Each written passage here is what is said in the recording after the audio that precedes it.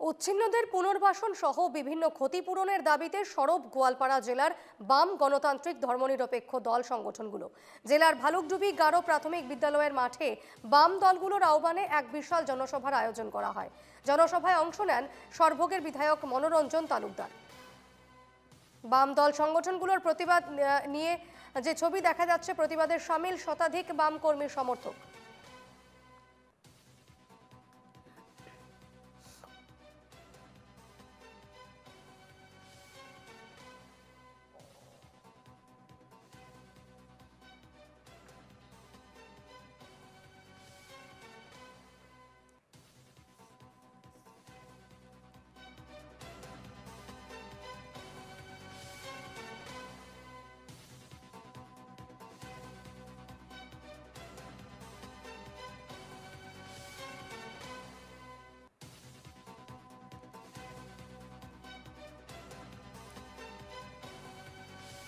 সরাসরি কথা বলে নেব গোয়ালপাড়া থেকে রশিদুল হোসেন রয়েছেন আমার সঙ্গে এই মুহূর্তে।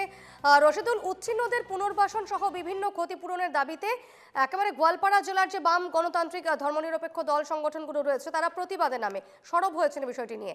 এই মুহূর্তে কি তথ্য রয়েছে, কি ছবি? দেখো, সরাসরি আমি ছবি দেখাবো, সহযোগী সঞ্জীবকে সরাসরি ছবি দেখাতে অনুরোধ জানাচ্ছি। আজ দেখা যাচ্ছে যে উচ্ছেদ অভিযান যাচ্ছে গোটা রাজ্যে, সেই উচ্ছেদ অভিযান অসাংবিধানিক বলে এই যে জনসভায় দল সংগঠনে অভিযোগ করেছে এবং এই দল সংগঠনের যে সভা আজ অনুষ্ঠিত হয়েছে সেই সভায় কিন্তু সরভোগের বিধায়ক মনোরঞ্জন তালুকদার তিনি উপস্থিত হয়েছেন এবং সরকারের বিরুদ্ধে কিন্তু সোচ্চার হওয়া দেখা যাচ্ছে, সরকার যে সমালোচনা করা দেখা যাচ্ছে। আমি মনোরঞ্জন তালুকদারের সঙ্গে কথা বলবো, তিনি আর প্রতিক্রিয়া নেব, কিন্তু দেখা যাচ্ছে বিভিন্ন দল সংগঠনের উদ্যোগে এই যে প্রতিবাদী জনসভা, সেই জনসভা অনুষ্ঠিত হয়েছে।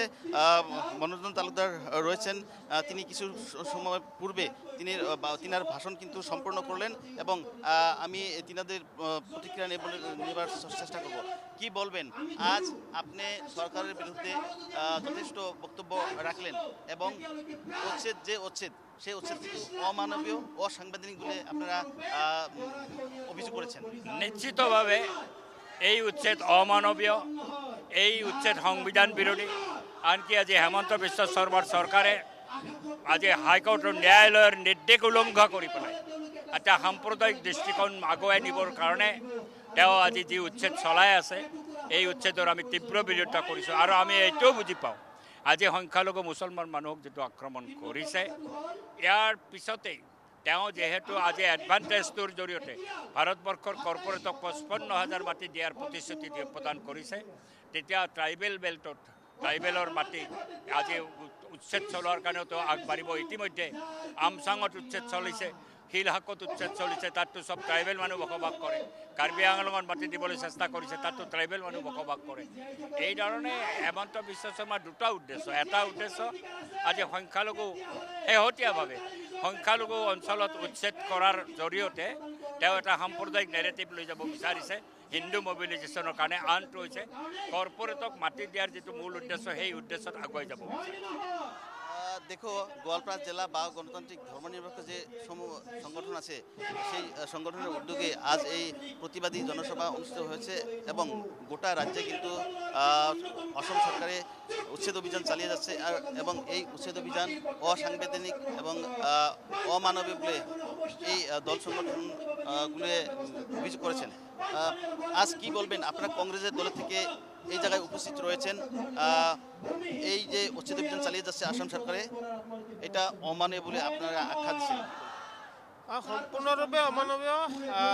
আচলতে হিমন্ত বিশ্ব শৰ্মা তথা বিজেপি চৰকাৰৰ যিটো উচ্ছেদ সম্পৰ্কীয় উচ্ছেদৰ যিটো এই অভিযান, এই সম্পূৰ্ণৰূপে পুঁজিপতি বণিক গোষ্ঠীক মাটি হস্তান্তৰ কৰা, কোনো ধৰণে জাতি মাটি আৰু ভেটি ৰক্ষা কৰাৰ কোনো ধৰণৰ তেওঁলোকৰ উদ্দেশ্য নহয়। প্ৰকৃতি ৰক্ষা তেওঁলোকৰ উদ্দেশ্য নহয়। তেওঁলোকৰ উদ্দেশ্য সম্পূৰ্ণৰূপে মাটি ভেটি পুঁজিপতিক গতাই দিয়া। প্ৰায় এডভান্টেজ আছামৰ জৰিয়তে প্ৰায় 55,000 বিঘা মাটি তেওঁলোকে অধিগ্ৰহণ কৰিবলৈ বা উচ্ছেদ কৰিবলৈ আগবাঢ়িছে। তাৰে কেৱল মাত্ৰ 6,000 বিঘাহে সংখ্যালঘু অধ্যুষিত অঞ্চলৰ। বাকী অন্যান্য যিমান মাটি আছে অধিকাংশই ট্ৰাইবেল বেল্ট অথবা জনজাতীয় লোকৰ মাটি। গতিকে ওপৰে ওপৰে দেখুৱাই সংখ্যালঘু জনতাক উচ্ছেদ কৰি বা অমানৱিকভাৱে উচ্ছেদ কৰি তেওঁলোকে সম্পূৰ্ণৰূপে এক ধৰ্মীয় মেৰুকৰণৰ ৰাজনীতি কৰিব লৈছে আৰু লাহে লাহে অসমৰ খিলঞ্জীয়া ভূমিপুত্ৰ যিমান আছে সকলো মাটি তেওঁ উচ্ছেদ কৰিব কৰি 1 টকাকৈ মাত্ৰ ৰাজহ হিচাপে 1 টকা লৈ সেই মাটি পুঁজিপতিক গতাব আৰু বাকী তেওঁৰ যি পত্নীৰ মালিকানাধীন কোম্পানী আছে সেই কোম্পানীসমূহে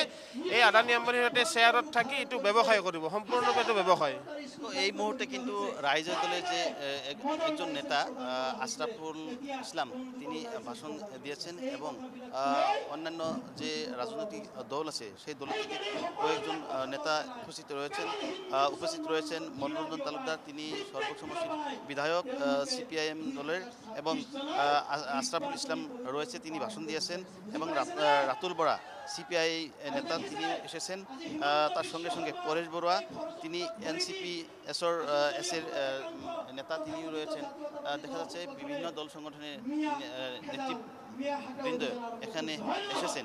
আমি কথা বলতে চেষ্টা করব। বেশ, একেবারে অবশ্যই আমরা পরবর্তীতে আবারও নজর রাখবো। আপাতত ধন্যবাদ রশেদুল।